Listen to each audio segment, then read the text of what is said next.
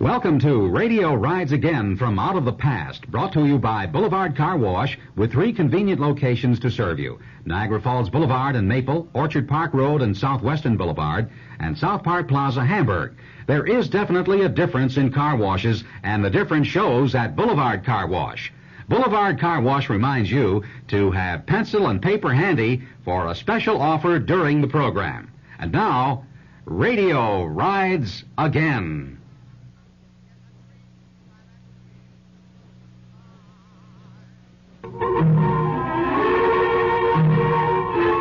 It's a crime, Mr. Collins. It surely is. After all, even though my husband is a famous private detective, I get tired of men throwing bullets at his head and women throwing themselves. Yes, it's Gail Collins here, and I'll be back in just a moment to set the stage for our puzzling crime.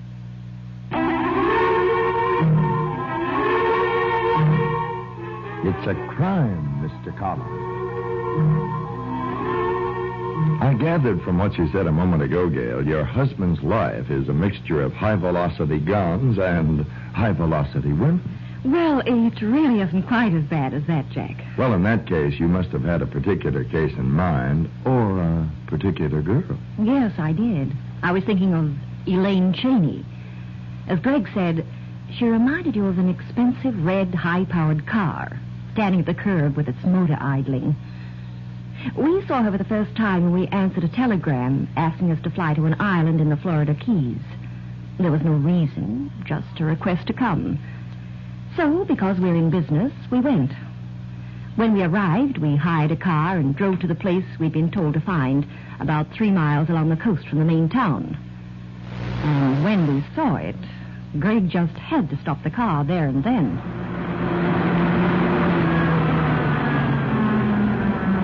Say, will you get a look at that pile? You mean that's where we're going? To that place up there on the cliff, Greg? Unless there's another castle along this road, honey. And if there is, the locals don't know about it. They directed us here. Greg, it looks... Yeah, that's exactly how it looks. Like something out of Wuthering Heights. Now, who'd want to build a joint like that? Except Cecil B. DeMille, I mean. And look how close to the cliff it is. You have to fall 300 feet before you get to your front garden. Oh, well, ours not the reason why. Ours but to make dough. And live to enjoy it. Yeah, that's right. Funny how that joint makes you feel that's going to be a battle. A quarter of an hour later, we drove through the heavy iron gates of the house, along a graveled driveway, and stopped in front of the door of this fantastic, bleak, but somehow magnificent pile of stone someone called home. And as our car stopped, a man walked down the granite steps towards us. Mr. Collins? Are you Mr. Collins? If I'm not, my wife's traveling with the wrong man. Yeah, I'm Collins. I'm glad you're here at last. I can't tell you how glad. This is Mrs. Collins. Your name is... Prescott. I sent a telegram asking you to come here. How do you do, Mrs. Collins? I'm pleased to meet you, Mr. Prescott. She means we came down here more or less in the dark, so we're both anxious to know what the deal is, Prescott. I haven't time to tell you now. They're all waiting for us in the drawing room. Well, that's swell, but don't you think you should wise us up before we go? I tell you, there isn't time. We can do all that later. If I don't get in there and talk to them, the roof's going to blow off this place. They've been here locked up together for 3 days, and there's murder in the air.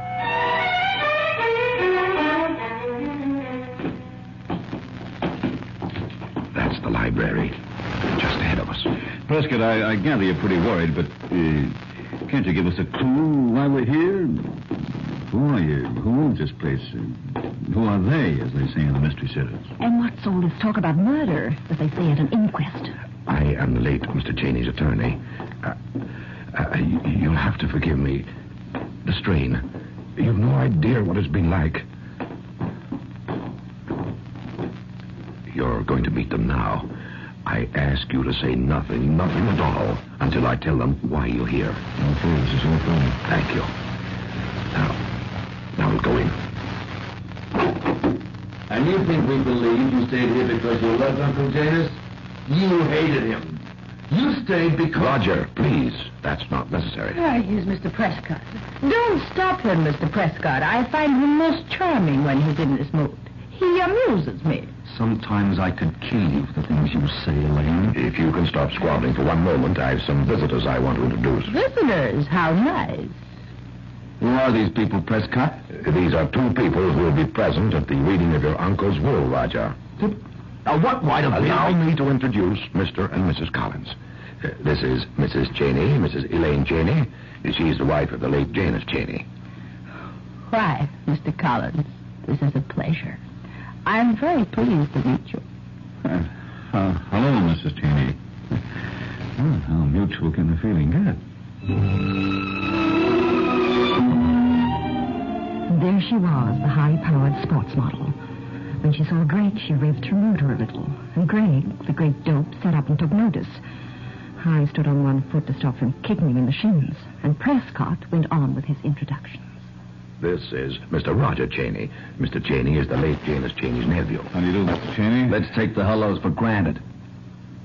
What are you here for, Collins? I never take anything for granted, Mr. Cheney. The story of how I came to get married. He is here because I asked him.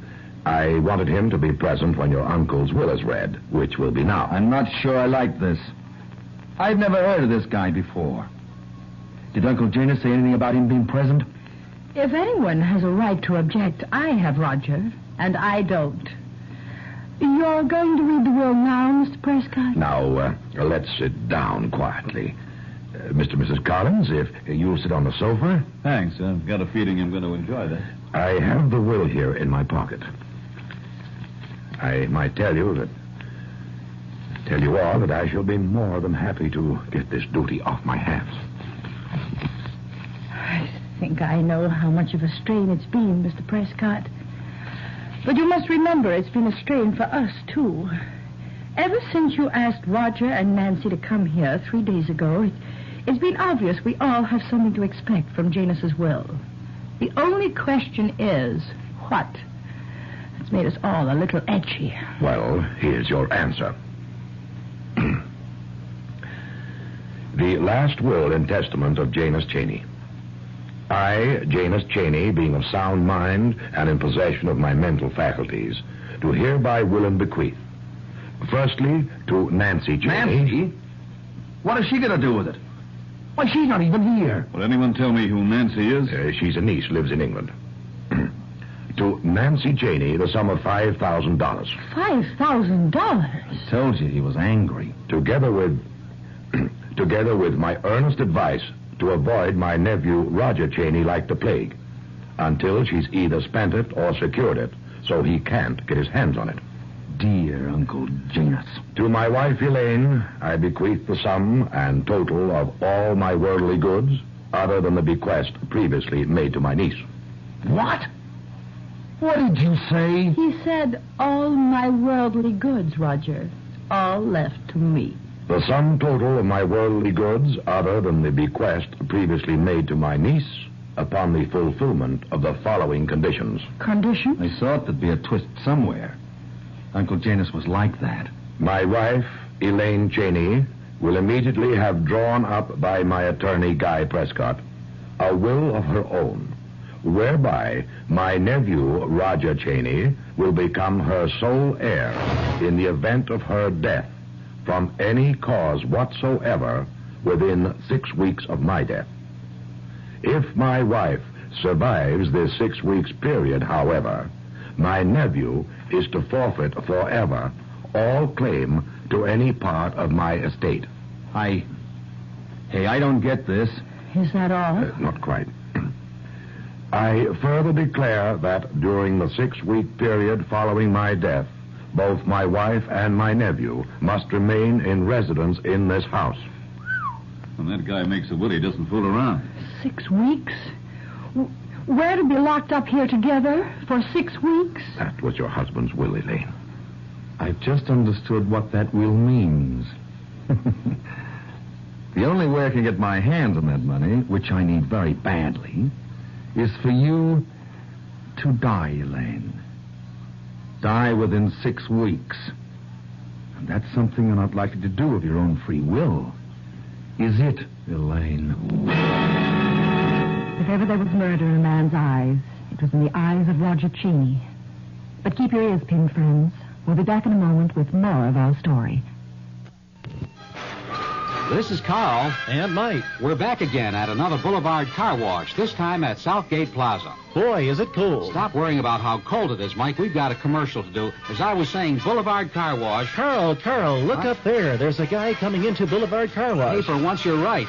Look at him. He's unhitched his reindeer and is putting his sled through the car wash. Excuse me, sir. Ho, ho, ho, yes. Merry Christmas. And a Merry Christmas to you, but why are you putting a sled through the car wash? Well, Boulevard Car Wash gives me the best wash in town, whether I go to the one at Maple and Niagara Falls Boulevard, or Orchard Park Road and Southwestern Boulevard, or this one at Southgate Plaza. And there's nothing worse than a dirty sled. Gets all the pretty wrapping dirty. Ho, ho, well, this sled's finished. Be good boys now. I don't believe it. Merry Christmas! This is Carl. And Mike. Bye for now. Remember, he said, be good boys. That means you shouldn't hit me anymore. So now we knew why we'd been sent for, to keep Mrs. Cheney alive. And as Greg remarked to Prescott, it seemed a crazy assignment, because if anything suspicious happened to her, there could be only one person responsible, Roger Cheney. That's your job to worry about things like that, Mr. Collins. All I want you to do is keep Elaine Cheney alive for 6 weeks. But that will's an open invitation to murder.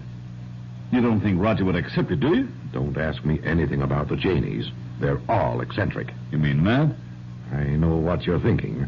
Would Cheney's will stand up in court? There's always a doubt, of course, but I think it would. I believe he was eccentric, but not mad. Although what, Mr. Prescott? In the envelope containing Janus's will, I found 2 envelopes. One was marked to be opened in 6 weeks' time. The other was addressed to me, to be opened now. So? His letter to me was just 1 line. Here, take a look at it. If murder springs like phoenix from night's black line. Do you make any sense out of it? I don't. Seems screwy to me. I told you Janus was eccentric. But his nephew? I don't know. Maybe he's gone a little further along that road. Make no mistake, Elaine's in danger. And what did the lady herself have to say about all this? Well, she seemed a little amused when she talked to Greg. Only when she smiled, her eyes stayed cold. Well, you heard the will, Mr. Collins. In 6 weeks, I could be dead. You really believe that, Mrs. Cheney? Roger Cheney's capable of anything. Not only because that's his nature, but because he's hopelessly in debt. He's been counting on something from his uncle's estate, and now... That's enough. You didn't waste any time poking your nose in, did you, Collins? I have a perfect right to talk to him. He's here to protect me. Protect you? Anyone would think I was a slavering beast or something. No one's put that to me yet, Mr. Cheney, but there is this point. Why don't you leave this place? Leave? Why should I leave? Well, Mrs. Cheney here's pretty healthy. I don't think she'll die in 6 weeks. But she might, Collins. She just might. And if I'm to collect, I have to be here in this house. You made that will in my favor, Elaine? I had no choice. Mr. Prescott made it out, and I signed it. Thank you. You're very kind. I suppose that makes your ears twitch, Collins? You see, the scene's all set. I know. With a hark and a hiss and a rotten laugh. Exactly. Well, now, everyone's sure I'm going to be a murderer. You're sure, Elaine? And from now until the 6 weeks end, you're going to be afraid. You're going to keep away from me. If ever you find yourself alone with me, your pulse is going to beat a little faster. And if something happens to wake you in the night, you're going to lie there in your bed imagining. Yeah, imagining. You've had your fun, Cheney. Drop it. And if I wanted to kill Elaine Collins, what could you do to stop me? 6 weeks is a long time. Somewhere in that 6 weeks, a time could come when no one's on guard. You see, it must come. You wouldn't dare. They'd hang you. You've already pointed out I'm desperate for money. There's no saying what a desperate man will do. That was a really lovely house to be in. 1 week followed another, and every day the tension was screwed up a notch. Prescott stayed on, looking like an undertaker waiting for a client. Roger and Elaine were like a couple of hungry big cats, waiting for the other to pounce. And in all this, Greg went his own quiet way, doing his job. He kept Mrs. Cheney under his eye all day. We moved our bags into an empty room next to hers, and waited and watched, and watched and waited. Tell me, Greg, do you really believe Roger Cheney's going to try to kill her? I don't know. I don't like Cheney. It wouldn't surprise me if he was a little mad, but murder, I don't know. Come on, let's go down to dinner. If Roger Cheney's fixing to poison Elaine. Oh, Elaine. Well, I was going to say, if Roger Cheney fixes to poison Elaine, I'd like to be there.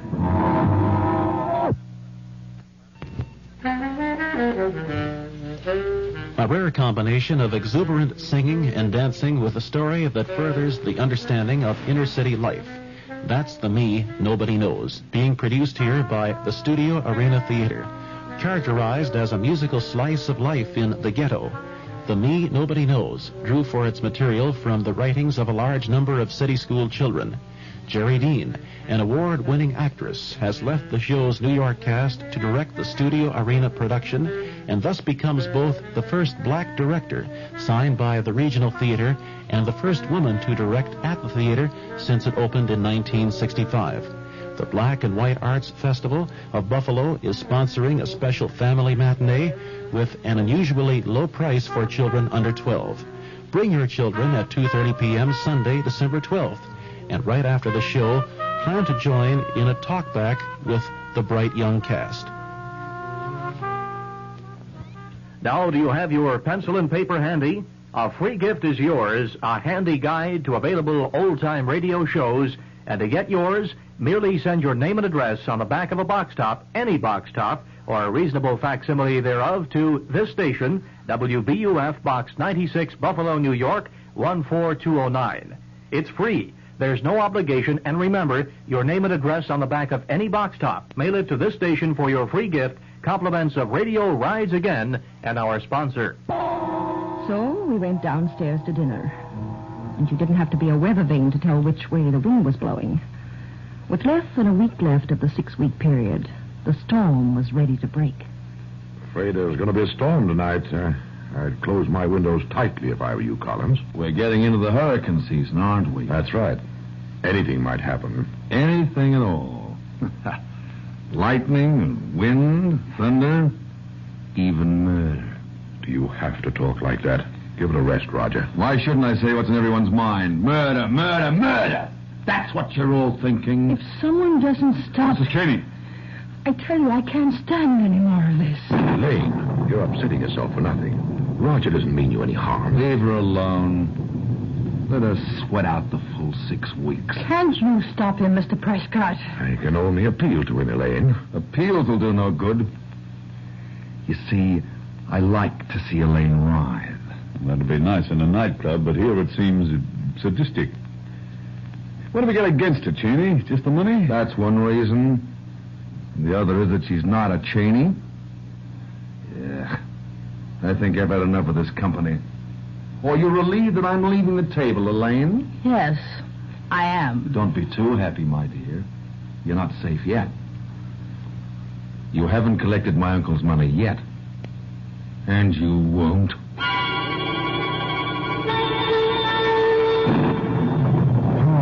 Listen to that storm. What's the matter, Greg? Can't you sleep? I think this place has finally got me, honey. I'm all wound up like a spring, and I don't know what's wrong all of a sudden. It's the place and these people. I wouldn't use them to scare my children. It's more than that. Tonight, anyhow.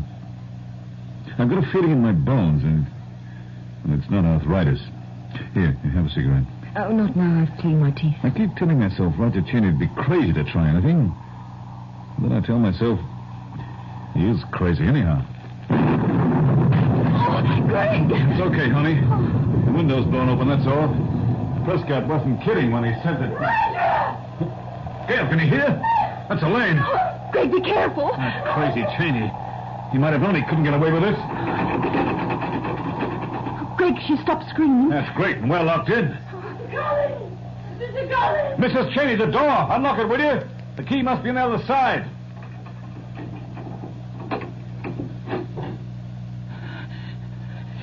He tried to kill me.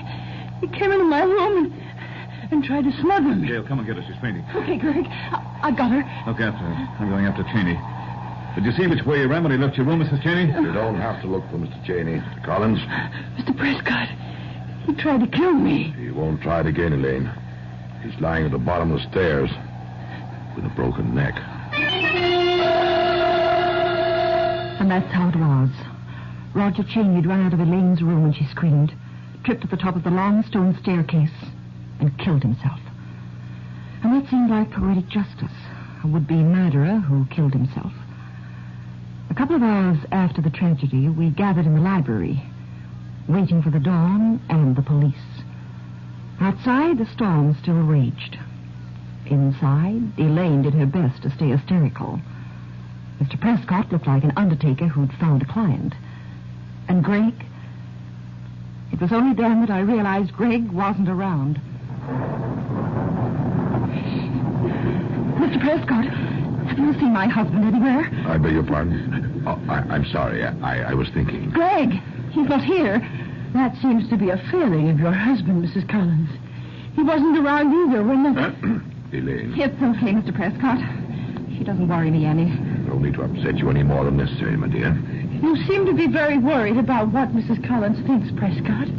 What about me? Now, Elaine. The fact is you don't like me. Well, I'm not asking you to.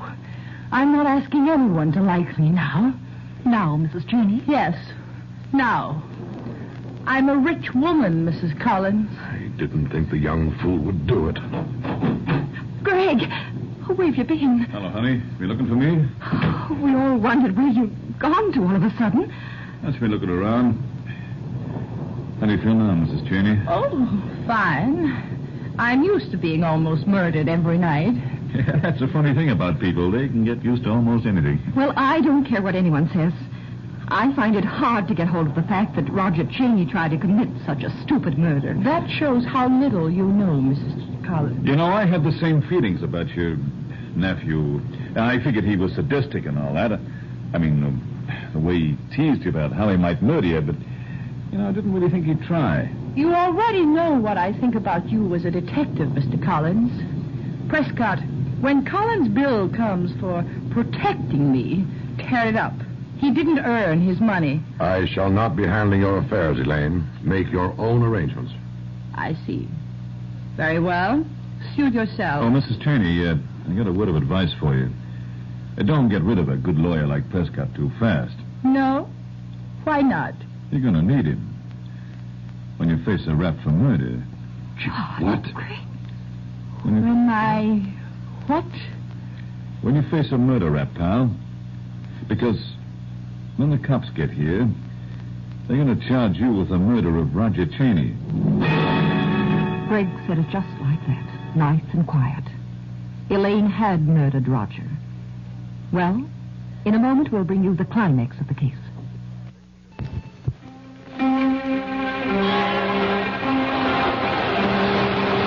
I'm Hugh O'Brien, National Chairman for the Breath of Life campaign. You know, we hear a lot about air pollution today. Everybody's on the bandwagon, demanding clean air, demanding that we make our cities livable. Well, that's great, and as it should be. But for some people, even the cleanest air in the world won't help. Now, you take the 5 million American children suffering from chronic lung diseases. For them, every breath can be a struggle, even with clean air. But it's not simply a struggle for air. It's a struggle for life. And that's what the Cystic Fibrosis Research Foundation is all about. Life. We're seeking a control for cystic fibrosis and other life-threatening lung diseases. But all of this takes money. Money from people like you. That's why we say, don't take breathing for granted. Help today by sending your contribution to your local chapter of the Cystic Fibrosis Research Foundation. When Greg accused Elaine of murder, he could have dropped an anchor in the room with no effect. Everyone was stunned. And then Elaine began to laugh. Oh, really, Mr. Collins, you're not a good detective. But you're very original. Collins, take my advice. Be careful what you say. She's a vicious woman. Sure she is. She had to be to murder Roger Cheney. But she was cute about it, too. He tried to kill me.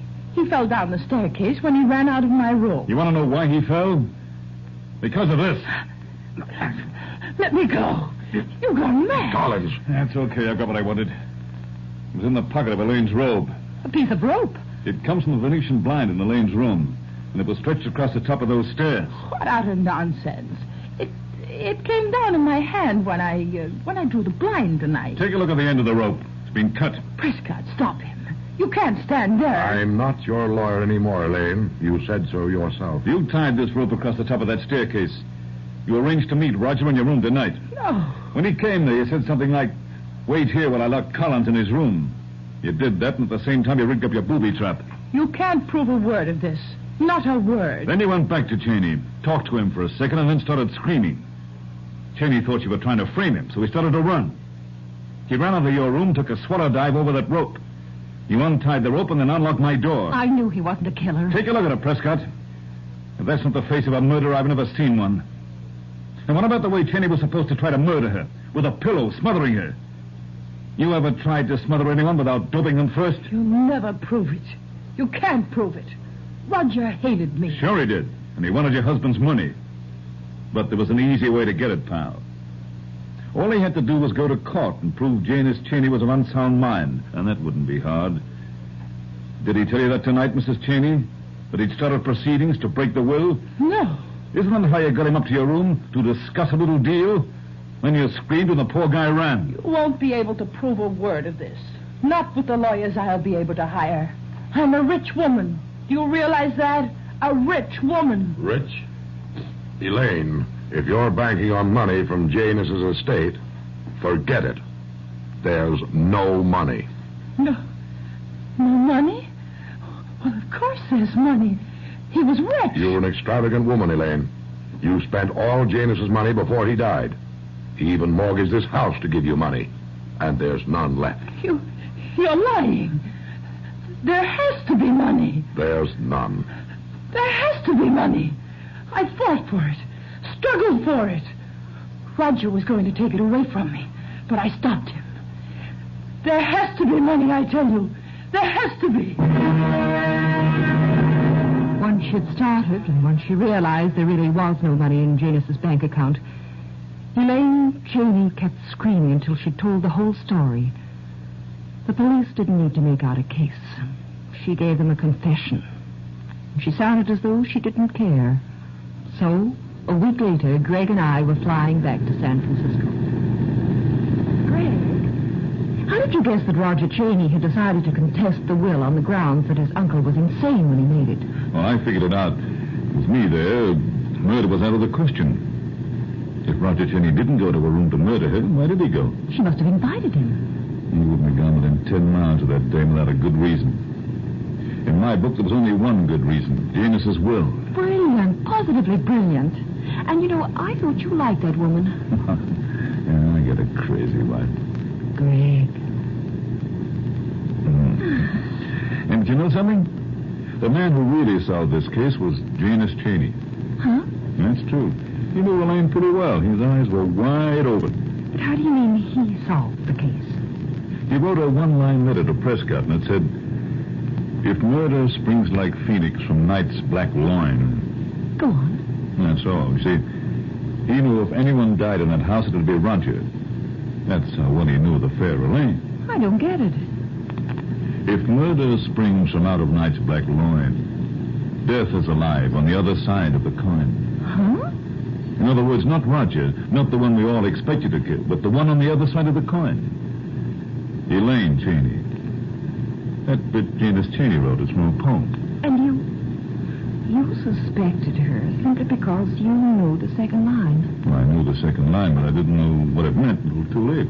Until Roger was dead. Greg, you're wonderful. You even know poetry.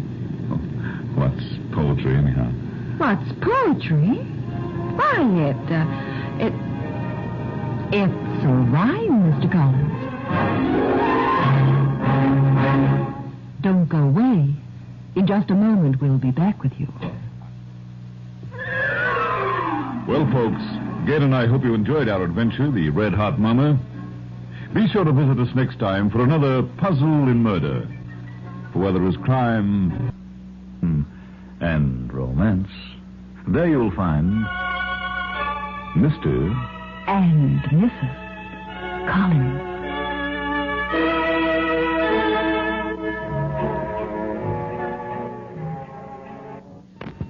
Tune in next week, same time, same station, for Radio Rides Again. Brought to you by the Boulevard Car Wash with 3 big locations: Niagara Falls Boulevard and Maple, Orchard Park Road and Southwestern Boulevard, and South Park Plaza, Hamburg.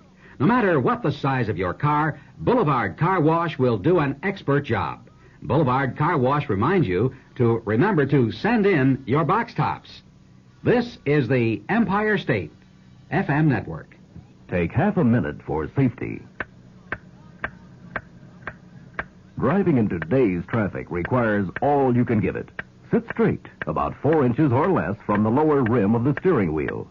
Professional truck drivers also suggest that you adjust your seat so you're comfortable but alert. Don't slouch and don't stretch to reach the wheel or pedals. Half a minute for safety. It can save your life.